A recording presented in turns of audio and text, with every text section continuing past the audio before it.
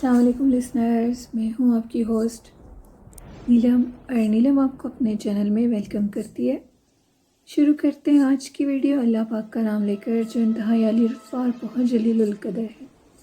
मैं अल्लाह पाक से ये दुआ करती हूँ कि मेरे सभी सुनने वाले हमेशा शाद और आबाद रहें, आमीन। लिसनर्स, आप सब लोग कैसे हैं? आई होप कि आप सब लोग ठीक होंगे। और मैं काफ़ी दिनों से आपके साथ स्टोरी शेयर नहीं कर सकी, कुछ मसरूफियात थी इसकी वजह से। चलिए बढ़ते हैं आज की स्टोरी की तरफ। आज की पहली स्टोरी हमारे साथ शेयर की है मोहम्मद इस्लाम ने। मोहम्मद इस्लाम कहते हैं कि ये स्टोरी उनके गांव की है और ये स्टोरी उनके साथ उनके गांव के एक चचा ने शेयर की है। वो चचा बताते हैं कि काफ़ी साल पुरानी बात है, उधर गांव में, मोहम्मद इस्लाम के गांव में एक ऐसी हवेली है जो कि जन्नात और चुड़ैलों के बसेरे की वजह से मशहूर है और लोग उधर जाने से गुरेज करते हैं।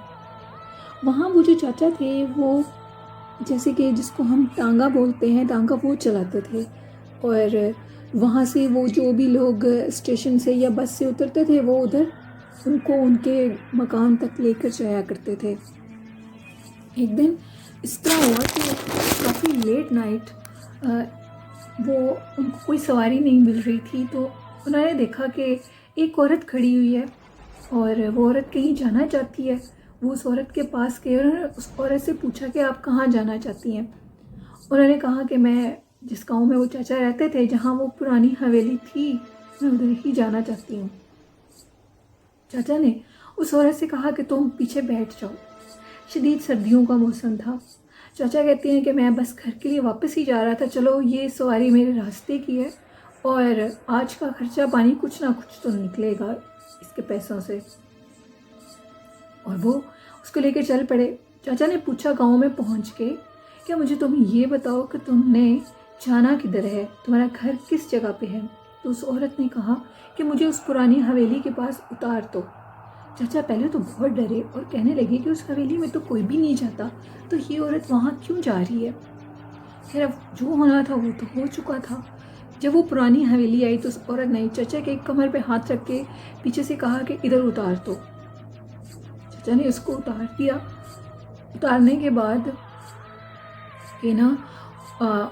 बाद उन्होंने उससे कहा कि तुम जा रही हो और मुझे मेरे पैसे नहीं देकर जा रही।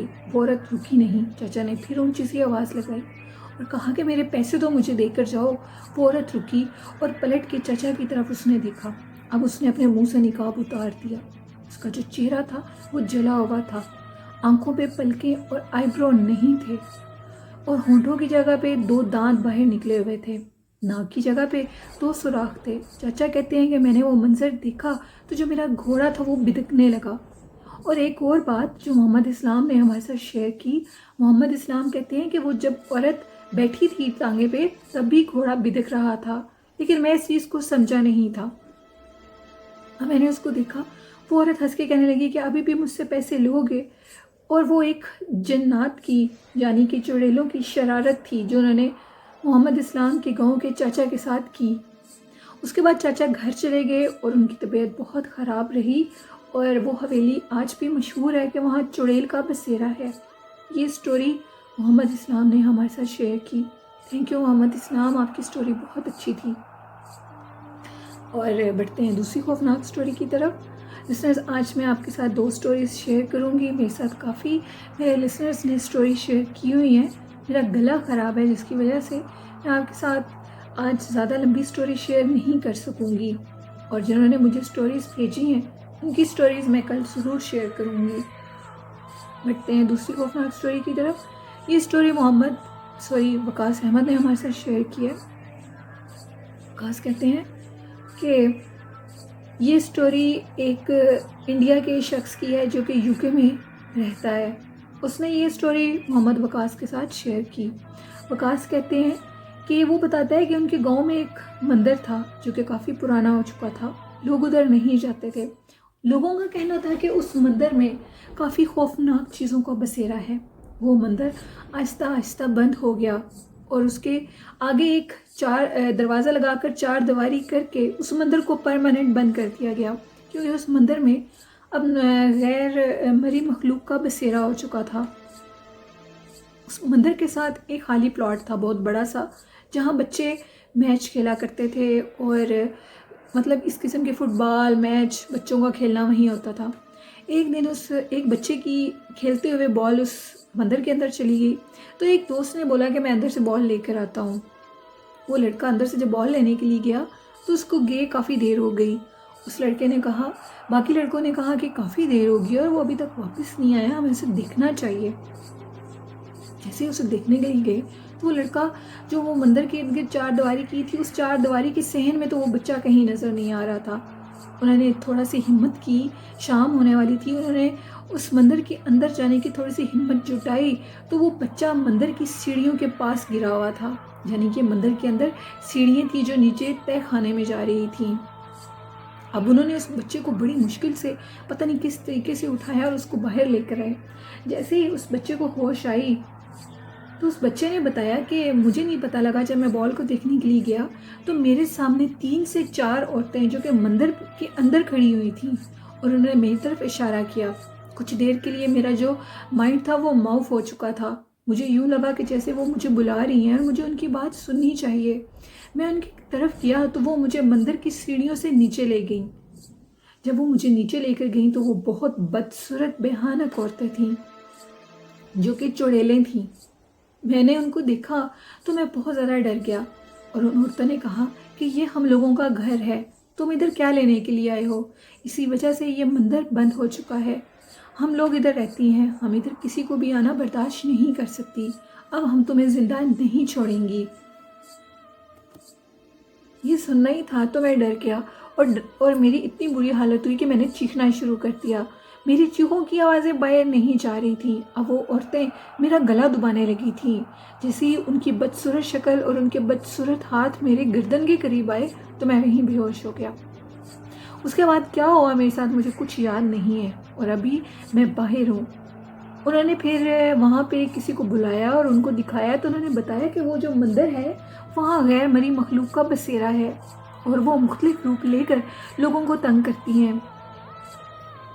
وکاس بتاتے ہیں کہ وہ جو چیزیں ہیں وہ اکثر اس مندر کے جو چار دیواری کے باہر ایک دروازہ لگا ہے ادھر بھی کھڑی ہوئی نظر آتی ہیں رات کے ٹائم لوگوں کو، اور لوگوں کو اپنی طرف ورگلاتی ہیں اور کہتی ہیں کہ چلو ہمارے ساتھ اندر، ہم تمہیں اندر کچھ جا کر خزانہ دیں گے۔ 1 سے 2 شخص وہاں اندر گئے، اور انہوں نے جب دیکھا تو وہ عورتیں بہت بھیانک اور بدصورت ہوتی ہیں۔ وکاس کہتے ہیں کہ یہ بالکل ٹرو سٹوری ہے جو ان کے ایک فرینڈ نے ان کے ساتھ شیئر کی۔ آئی ہوپ کہ تھینک یو وکاس، آپ کی سٹوری بہت اچھی تھی، اور میرے سننے والوں کو آپ کی سٹوری ضرور اچھی لگی ہوگی۔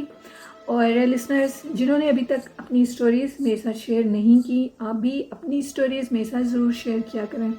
لسنرز ایک چھوٹا سا واقعہ ہے جو میں آپ کے ساتھ شیئر کرنا چاہتی ہوں، وہ یہ کہ ابھی کچھ دن پہلے ہم لوگوں کی جو کام والی ہے اس نے بتایا کہ وہ لیٹ نائٹ کہیں سے فارغ ہوئی کام کر کے، ان کے گھر شادی تھی تو وہ نائٹ اس نے ادھر ہی رہنا تھا، لیکن اس کی رات اس کے بیبی کی طبیعت خراب ہو گئی اور اس کے ہسبینڈ کی کال آئی کہ تمہیں جلدی سے گھر واپس آؤ۔ وہ کہتی ہیں کہ 8 بجے کا ٹائم تھا، مجھے جانا تھا واپس، تو جن کے گھر میں شادی پہ آئی ہوئی تھی وہ لوگ کافی مصروف تھے، مجھے کوئی بھی چھوڑنے کے لیے تیار نہیں تھا۔ میں نے ان کے باجی سے اجازت لی، اور جیسے ہی میں وہاں سے نکلی تو روڈ کافی سنسان تھا۔ وہ کہتی ہیں کہ میں نے ایک رکشے کو روکا، اور میں اس رکشے کے بیٹھ کے اس رکشے میں، جو ان کا گھر ہے وہ تھوڑا گاؤں ٹائپ ہے، وہ ہے تو سرگودا میں ہی، لیکن آگے کر کے کافی ایک جگہ بنی ہوئی ہے جدھر وہ رہتی ہیں۔ تو رکشہ والے نے کہا کہ آگے راستہ خراب ہے، تو انہوں نے اس کو وہیں اتار دیا۔ اب وہ اپنے گھر کے لیے جب جانے لگی تو راستے میں اس کو عجیب و غریب ایک بچے کی رونے کی آواز آئی۔ وہ کہتی ہے کہ میں نے ادھر ادھر دیکھا لیکن مجھے ادھر ادھر کوئی چیز نظر نہیں آئی، میں نے اس کو اپنا وہم سمجھا۔ جیسے ہی میں آگے چلی تو مجھے دوبارہ سے بچے کی رونے کی آواز آئی۔ اس دفعہ آواز کی شدت بہت زیادہ تھی، اور آواز میں بہت خوفناک آواز تھی جو کہ رونے کی کم اور چیخنے کی زیادہ لگ رہی تھی۔ کہتی ہیں میں نے سائڈ سے دیکھا تو ایک بچہ جو کہ انتہائی بدصورت حلیے میں تھا اور وہ ننگا تھا، اس نے کپڑے نہیں پہنے ہوئے تھے۔ وہ بچہ مجھے دیکھ کر کہتا ہے کہ حمیرہ میری بات سنو۔ وہ کہتی ہیں کہ یہ تو ہمارے گاؤں کا بچہ نہیں ہے اور اس کو میرے نام کا کیسے پتہ لگا ہے. یہ کہتی ہیں کہ اس نے یہ لفظ بولا ہی جیسے کہ وہ میری بات سنو. تو وہ کہتی ہیں کہ وہ بچہ میری طرف بھاگا اور میں نے اسے دیکھ کر بھاگنا شروع کر دیا. وہ کہتی ہیں میں بہت مشکل سے اپنے گھر تک پہنچی، لیکن وہ جو بچہ تھا وہ میرے پیچھے مسلسل بھاگتا رہا. جیسے ہی میں اپنے گھر کے پاس آئی تو وہ بچہ ہنس کے پیچھے سے غائب ہو گیا. کہتی ہیں کہ 1 ہفتہ مجھے بخار رہا، میں کہیں کام کرنے کے لیے نہیں جا سکی. اب بھی میں ادھر سے گزرتی ہوں تو مجھے وہ جگہ دیکھ کر خوف آتا ہے. اس جگہ پہ ڈھیر ساری جھاڑیاں بنی ہوئی ہیں اور وہاں پہ جنات کا مسکن ہے. یہ سٹوری میری کام والی نے میرے ساتھ شیئر کی تھی.